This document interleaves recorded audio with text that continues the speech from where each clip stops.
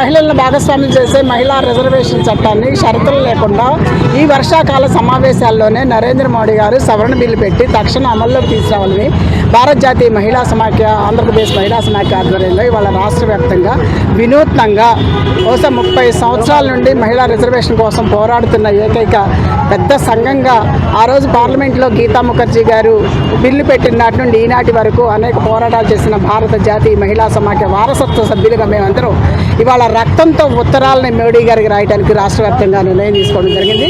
దానిలో భాగంగానే ఇవాళ ఈ రిజర్వేషన్ బిల్లు ఏదైతే ఉందో 2023 నారీ శక్తి వందన అధినియం పేరుతో ఈ గవర్నమెంట్ చట్టాన్ని తీసుకొచ్చి ఆ చట్టంలో డీలిమిటేషన్ పెట్టి జనగణన పేరు పెట్టి వాయిదా వేస్తూ వచ్చి ఇవాళ కూడా మేనమేషాలు లెక్క పెడతా ఏకాభిప్రాయం పేరుతో ఇవాళకి ఆమోదం పొందకపోవడాన్ని నిరసిస్తూ ఇప్పటికైనా ఈ బిల్లు చట్టరూపం దాల్చాలంటే సవరణ బిల్లు తీసుకురావాలి.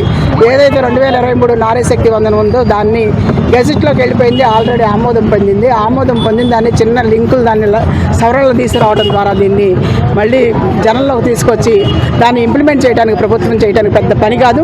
అది వర్షాకాల సమావేశాలు రేపు 20వ తారీఖు నుండి పార్లమెంట్ సమావేశాలు జరగబోతూ ఉన్నాయి. ఈ పార్లమెంట్ సమావేశాల్లోనే నరేంద్ర మోడీ గారు నిజంగా మహిళల మీద చిత్తశుద్ధి ఉంటే తక్షణం అమల్లోకి కూరుకోవాలని చెప్పేసి మేము డిమాండ్ చేస్తూ ఉన్నాం. ఇది దీంతోపాటు రాష్ట్రాల్లో ఉన్న అన్ని రాష్ట్ర ప్రభుత్వాలు కూడా తీర్మానం చేసి వెంటనే మహిళా బిల్లుకి ఆమోదానికి మద్దతు తెలపాలని చెప్పి కోరుతా ఉన్నాం. ఆల్రెడీ ఆంధ్రప్రదేశ్లో ఉన్న ఈ కూటమి ప్రభుత్వంలో ప్రధాన పార్టీగా ఉన్న చంద్రబాబు నాయుడు గారు వాళ్ళ పొలిటికల్ పార్టీ మీటింగ్ మేనిఫెస్టోలో రాబోయే కాలంలో మేము మహిళలకు 33% 50% రిజర్వేషన్ ఇస్తామని చెప్పేసి ఆర్భాటంగా చెప్పారు. మీ పార్టీలో ఇవ్వడం కాదు, నిజంగానే మీకు మహిళా రిజర్వేషన్ పట్ల చిత్తశుద్ధి ఉంటే ఈ బిల్లుని రేపు వర్షాకాల సమావేశాలు మనకు కూడా అసెంబ్లీలో జరగబోతూ ఉన్నాయి.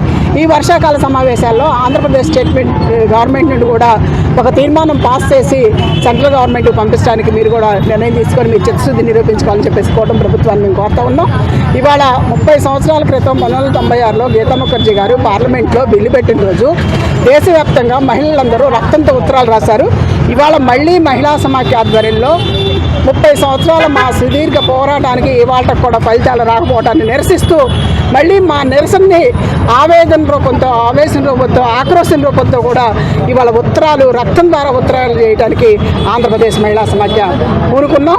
దీన్ని కనుక ప్రభుత్వాలు పట్టించుకోకపోతే పార్లమెంట్ ముందు పెద్ద ఎత్తున ధర్నాలు చేయడానికి కూడా భారత జాతీయ మహిళా సమాఖ్య ప్రిపేర్ అవుతుందని, భవిష్యత్తులో అలాంటి ఉద్యమాలకి లేకపోతే జరిగే పరిణామాలకి ప్రభుత్వాలు బాధ్యత వహించి తక్షణం రిజర్వేషన్ తీసుకురావడానికి కూరుకోవాలని చెప్పేసి ఆంధ్రప్రదేశ్ మహిళా సమాఖ్య మేము ప్రభుత్వాన్ని డిమాండ్ చేస్తూ ఉన్నాం.